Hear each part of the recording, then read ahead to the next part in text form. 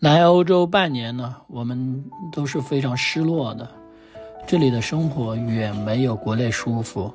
现在的欧洲，我可以负责任地说，是结构性、系统性的全面落后中国的。首先，这边的物价真的恐怖到让人无法接受，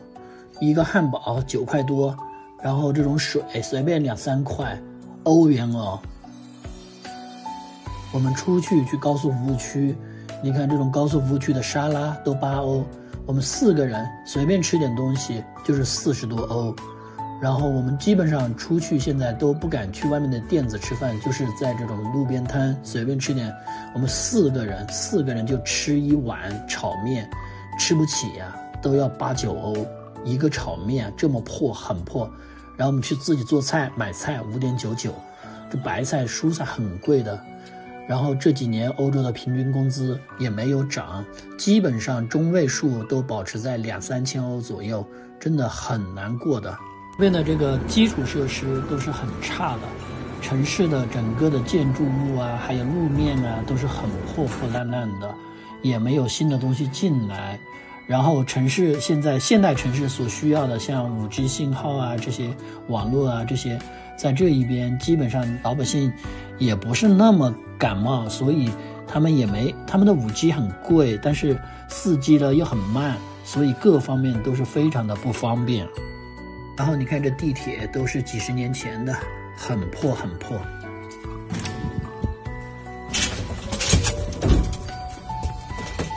真的是小啊！你看这一个人的电梯，我的妈呀！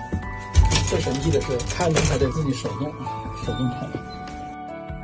然后这边产品的丰富度真的太差了，基本上一个产品就那么几个品牌给你选，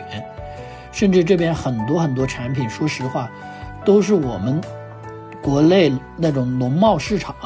赶大集时候的那种产品质量，非常非常的差。那没办法，你想买好一点的，买国内非常常见的产品，那你只能花高价海运或者空运从国内搞过来。然后这边生活的便利度其实是远低于国内的。我说的是现代生活啊，就是像电商啊，像外卖啊这些东西，这边都有。但是吧，第一，这边电商因为欧洲人比较懒嘛，然后中国人比较勤快，所以他们害怕中国人抢了他们的工作。但是呢，他们的产品又生产不出那么多，所以就造成他们只能用政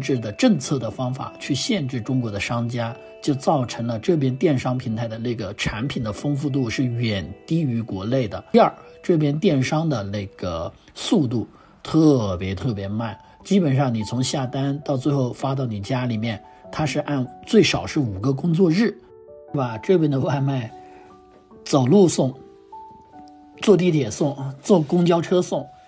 骑自行车送，他就是不骑摩托车，骑电动车送。所以你要点一个外卖，一，价格非常的贵，基本上是5欧以上的运费。第二，就是速度慢，你基本上中午想吃外卖，你不可能中午的时候再订，你一定要早上就开始订。然后聊安全系数，这边的安全系数说实话比国内差得太远了。这边反正只要是那个人多的旅游区，只要是中国人，你过去一定是有人盯着你的包，盯着你的车。我的车上次就这样被砸了。更不可思议的是，这边的警察基本上不怎么管这些小偷的现象，因为本地人他们对小偷的定义是认为这是一个职业，他们是没有耻辱感的，所以才造成小偷的很猖狂。然后这边的教育和医疗看上去都是免费，但实际上并不那么好使，因为这边教育医疗都免费的，都是那个公立的就是第一效率很低，你得个病排个2个月的队，然后那个学校是那种公立的学校，国际化程度很低，质量也是很一般的，很多老师甚至很多老师都不会说英语，就是你跟他们沟通其实很费力的。这边租房的成本是非常非常高的，再加上那个占房的事情，这个租房给我造成了一个非常大的一个困难。你们可能不太知道什么叫占房，给大家解释一下。占房其实是因为欧洲一个特别奇葩的法律规定造成的，就是欧洲的法律规定，租客可以不给房东租金，但房东是不允许把租客赶走的。那他们说是保护弱者，但实际上这条法律就造成了很多从外面来的难民租了本地人的房子，然后他不走，房东拿他没点办法，就造成大量的房东害怕租给外国人了。所以我们去租房的时候，房东开的条件基本上都是最低1年付房租，然后还给2个月的那个押金。我甚至都碰到一个房东要求我一下给25个月房租的，很恐怖的。我们也是在这里辗转了大概2个多月，然后有时候甚至没有地方去，然后把所有的行李放在车里面过一天，非常艰难的在一个中国人的帮助下才租到了一个房子。